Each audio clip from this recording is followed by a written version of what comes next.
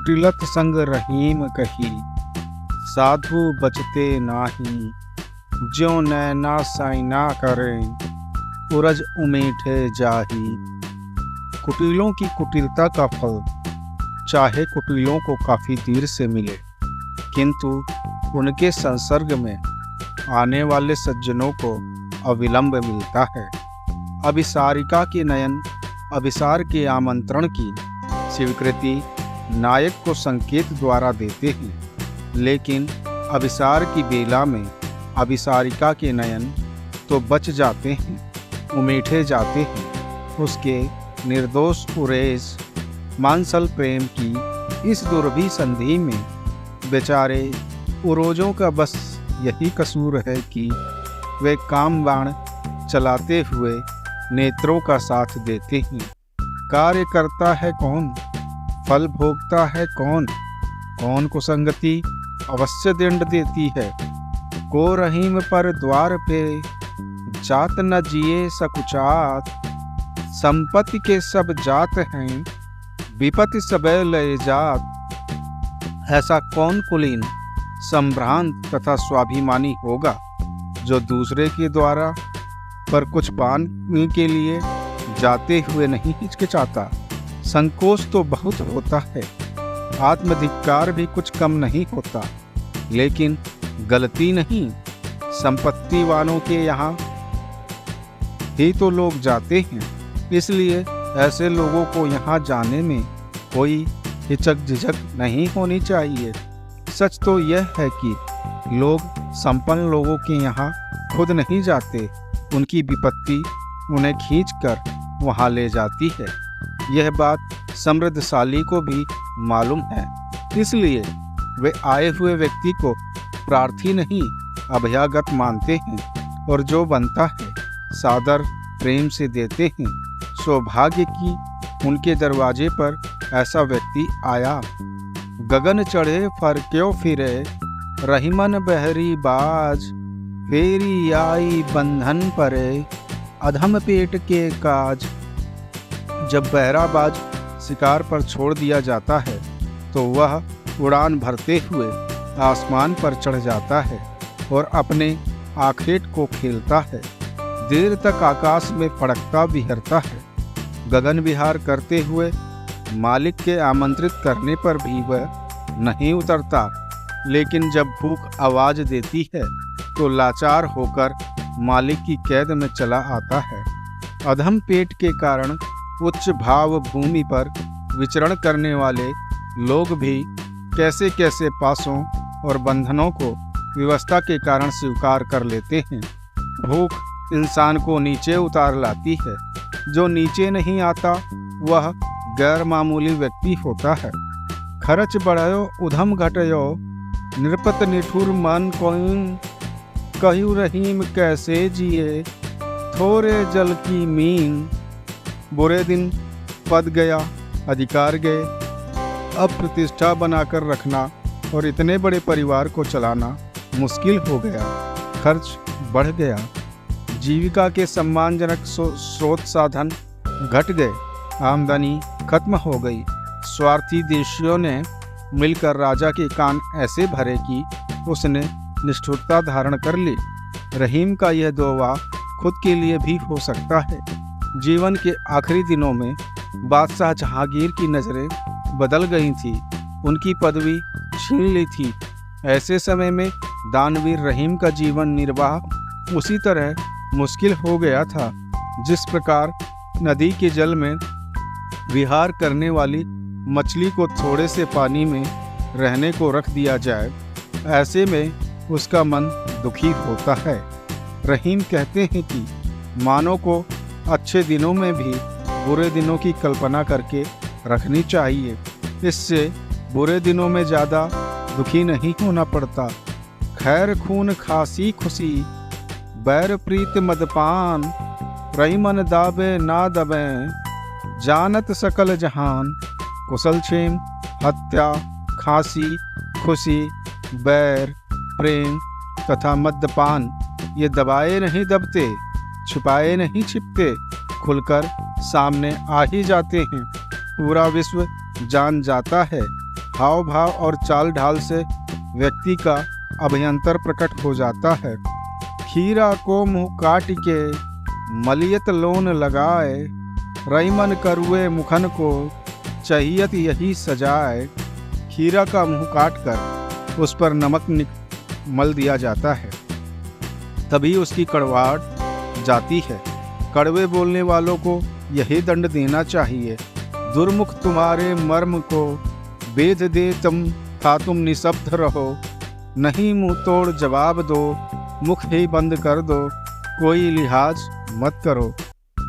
गति रहीम बड़ नरन की, ज्यों तुरंग व्यवहार। दाग दिवावत आप तन, सही होत असवार। बड़े लोग दुख झेल कर भी परोपकार करते हैं। कौन सा अश्वरोही सैनिक किस अश्व पर आरोहण करेगा, यह सुनिश्चित करने के लिए तत्कालीन मुगल सेना का प्रथानुसार प्रत्येक घोड़े को गर्म लोह मुद्रा से अंकित किया जाता था। इस तरह दारुण कष्ट सहकर अपने शरीर को दगवाता था। अश्व और आरोहण का अधिकार एवं जीविका प्राप्त करता था सैन्य आरोही। बड़े लोग प्रमारत को परम धर्म मानते हैं। वे अपने धर्म निर्वाह के लिए दैहिक दुख भी सहर्ष सह लेते हैं। गहि शरणागत राम की, भवसागर की नाव। रही मन जगत उधार कर, ना कछु उपाव। राम की शरणागति ही भवसागर की नाव किनारे लगी है, निश्चिंत होकर उसमें बैठ जाओ। यह काल चक्र से बाहर है, न टूटेगी तथा ना ही डूबेगी। इस विकराल अपार पारावार को पार करने का कोई दूसरा विकल्प नहीं है। राम भक्ति ही व्यक्ति को सांसारिकता से मुक्ति दिलाती है। गुरुता फवे रहीम कही, पवि आए हैं जाही। पुर पर कुछ नीचे लगे, अनत बतोरी आही। बुढ़प्पन बड़ों पर ही फपता है, छोटों पर नहीं। उसका एक निश्चित स्थान होता है। उसको विस्थापित करना और उसको पुनः स्थापित करना सरल नहीं है।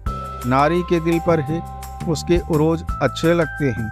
यदि वह दूसरे स्थान पर हो तो ऐसे उभार को बतौर रोगी माना जाएगा।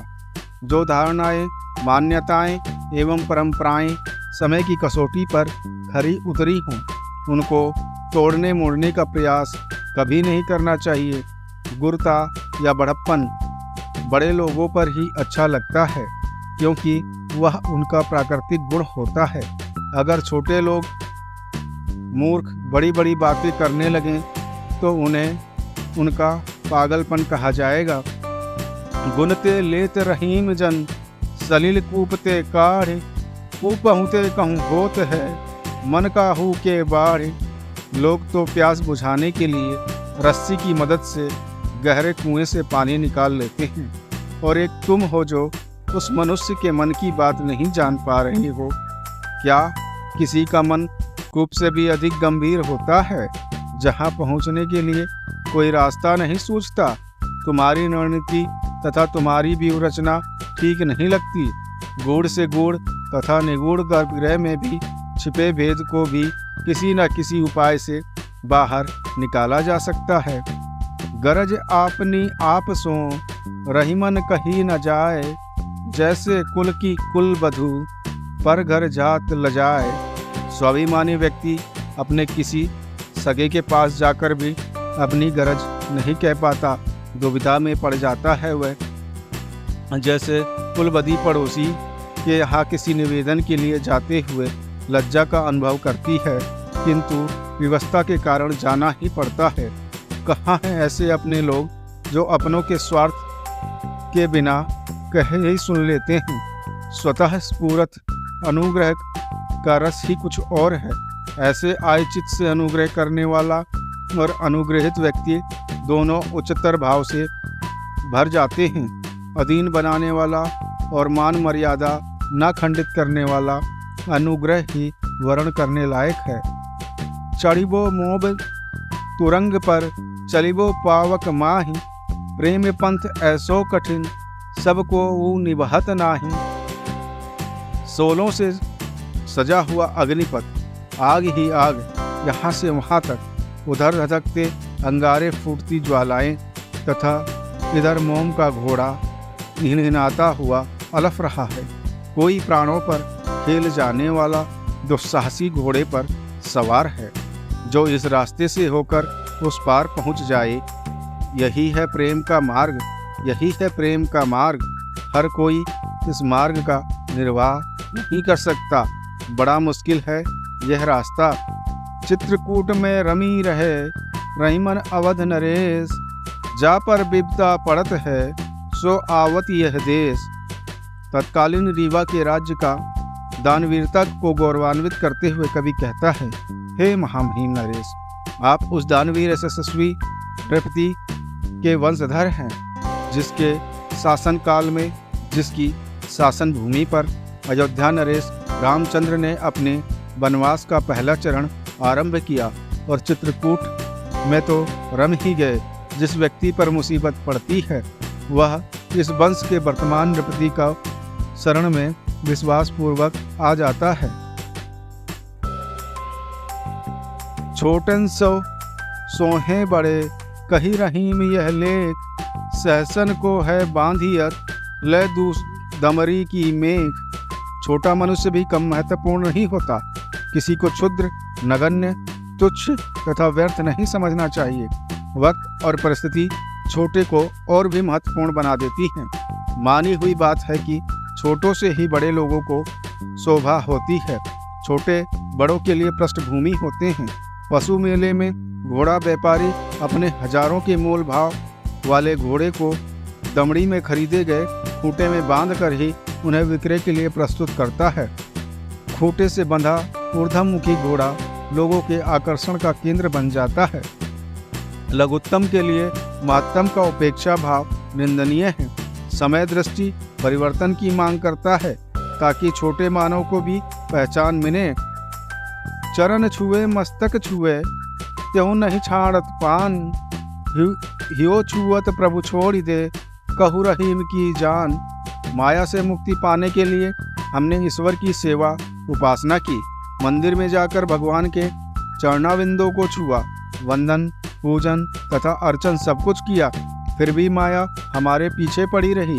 हमने ज्ञान पथ को भी अपनाया, धार्मिक आध्यात्मिक ग्रंथों का पारायण किया तथा योग साधना की भूमि पर तन मन को भी स्थापित किया, मगर माया ने हाथ नहीं छोड़ा। जब हमने सब कुछ छोड़कर बस प्रेम भाव से भरकर अश्रु विगलित नेत्र होकर प्रभु को पुकारा, तो दयार्द प्रभु हमारे हृदय मंदिर में प्रत्यक्ष हो गए। ऐसी आनंदपूर्ण घटना के घटते ही माया हमको छोड़कर न मालूम कहाँ चली गई। चारा प्यारा जगत में छाला हित कर लेई, ज्यों रहीम आटा लगे त्यों मृदंग सुर दे। कौन भोजन नहीं चाहता, किसको भूख नहीं लगती। इस संसार में भोजन ही सर्वाधिक प्रिय है, जिसको ये काया प्रेम पूर्वक ग्रहण करती है। निर्जीव खाल से मंडित मृदंग के मुंह पर आटे का लेप होता है, तभी वह मनोवांछित स्वर प्रदान करता है। कितने ही स्वाभिमानों, कितने ही आदर्शों तथा कितने ही जीवन मूल्यों को क्षुधा के सामने विनत होते देखा है। अन्नदाता जीविका के साधन देकर, ऊंचे ऊंचे पद देकर या मान सम्मान देकर कितने ही सिद्धांतवादी लोगों को अपना दास बना लेता है और उनसे सही गलत सब कुछ करा लेता है। क्षमा बड़ेन को चाहिए, छोटेन को उत्पात, का रहीम हरि को घटयो जो भृगुमारी लात। बड़े लोगों को क्षमाशील होना ही चाहिए। छोटे तो अज्ञानतावश उत्पात करते ही हैं। उनके उत्पात से बड़ों को बहुत दुख उठाना पड़ता है। बड़ों को चाहिए कि वो छोटों को माफ़ कर दें। क्षमाशीलता की परीक्षार्थ महर्षि भृगु ने भगवान विष्णु के वक्ष स्थल पर पाद प्रहार किया तो वे बिल्कुल विचलित नहीं हुए, बल्कि उन्होंने खुश होकर महर्षि के चरण चिन्ह को सदा के लिए अपने वक्ष देश पर अंकित कर उसे भृगुवल्लरी के नाम से सुशोभित किया। अगर यह वीडियो आपको पसंद आई तो कृपया चैनल को लाइक एवं सब्सक्राइब जरूर करें। धन्यवाद।